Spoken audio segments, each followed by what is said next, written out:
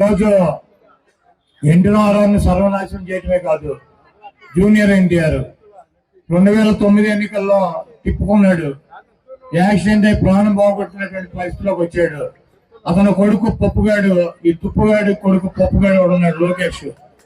వాడికి తా అంటే తందానా అంటాడు. వాడికి పుట్టినరోజుకి చావుకి కూడా తేడా తెలవనటువంటి పనికిరానటువంటి వెధవవాడు.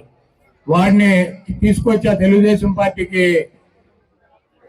ముఖ్యమంత్రిని చేయాలి, అధ్యక్షుడిని చేయాలని చెప్పి ఆ ఎన్టీఆర్ జూనియర్ ఎన్టీఆర్ చిన్నాని మీద అనేక కుట్రలు చేసి అతన్ని అనేక రకాలుగా ఇబ్బంది పెట్టేటువంటి పరిస్థితి ఉంటుంది.